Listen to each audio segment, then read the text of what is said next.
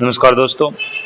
आज हम भगवान विष्णु जी और माता लक्ष्मी जी की कहानी सुनाने जा रहे हैं।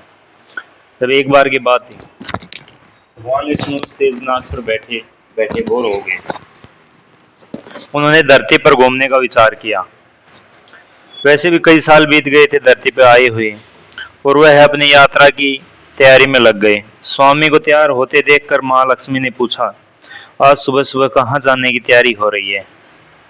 विष्णु जी ने कहा, हे लक्ष्मी, मैं धरती लोक पर घूमने जा रहा हूँ। तो कुछ सोचकर लक्ष्मी ने कहा, हे देव, क्या मैं आपके साथ चल सकती हूँ? भगवान विष्णु ने 2 पल सोचा, फिर कहा, एक शर्त पर। तुम मेरे साथ चल सकती हो। तुम धरती पर पहुंचकर उत्तरी दिशा की ओर बिल्कुल मत देखना। इसके साथ ही माता लक्ष्मी ने हाँ कह दी और अपने मनवाली कर ली। और सुबह सुबह माँ लक्ष्मी और भगवान विष्णु धरती पर पहुंच गई। अभी सूर्य देवता निकल रहे थे। रात बरसात हो रही थी। चारों ओर हरियाली ही हरियाली थी। उस समय चारों ओर बहुत शांति थी और धरती पर बहुत ही सुंदर दिख रही थी। और माँ लक्ष्मी मंत्रमुग्ध होकर धरती को देख रही थी और भूल गई कि पति को क्या वचन दे के आई हूँ।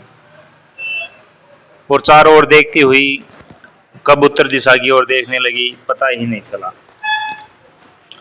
उत्तर दिशा में माँ लक्ष्मी को एक बहुत ही सुंदर बगीचा नजर आया और उसने उस तरफ से भीनी भीनी खुशबू आ रही थी।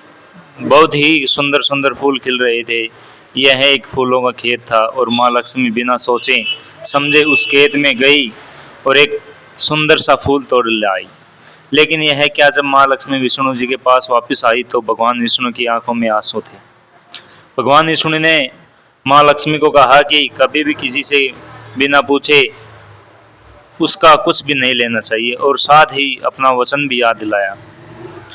माँ लक्ष्मी को अपने भूल का पता चला तो उन्होंने भगवान विष्णु से इस भूल की माफ़ी मांगी। तो भगवान विष्णु ने कहा कि तुमने जो भूल की है उसकी सज़ा तो तुम्हें ज़रूर मिलेगी। जिस माली के खेत से तुमने बिना पूछे फूल तोड़ा है, यह एक प्रकार की चोरी है। इसलिए अब तुम 3 साल तक माली के घर नौकर बन के रहो। उसके बाद मैं तुम्हें बैकुंठ में वापस बुलाऊंगा। माँ लक्ष्मी ने चुपचाप सर झुकाकर हाँ कर दी। आजकल की लक्ष्मी थोड़ी थी और माँ लक्ष्मी एक गरीब औरत का रूप धारण करके उस खेत के मालिक के घर गई। घर क्या, एक झोपड़ा था और मालिक का नाम माधव था। माधव की बीबी, 2 बेटे और 3 भी बेटियां थीं। सभी उस खेत से काम करके किसी तरह गुजारा करते थे। माँ लक्ष्मी जब एक साधारण औरत, गरीब औरत बनकर जब माधव के चौपड़े पर गई तो माधव ने पूछा, बहन तुम कौन हो और इस समय तुम्हें क्या करना चाहिए? तब माँ लक्ष्मी का कहा, मैं एक गरीब औरत हूँ, मेरी देखभाल करने वाला कोई नहीं। मैंने कई दिनों से खाना भी नहीं खाया, मुझे कोई भी काम दे दो, साथ में मैं तुम्हें घर का काम भी करा दिया करूंगी। बस मुझे अपने घर में एक कोने में आसरा दे दो। माधव बहुत ही अच्छे दिल का मालिक था, उसे दया आ गई।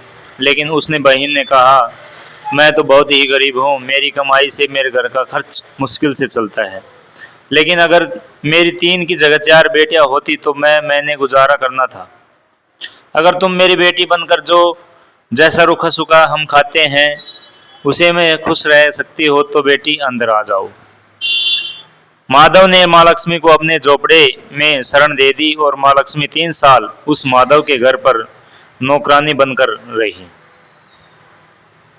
जिस दिन माधव माँ लक्ष्मी के घर आई थी उस दिन से दूसरे दिन ही माधव को इतनी आमदनी हुई फूले से कि शाम को एक गाय खरीद ली।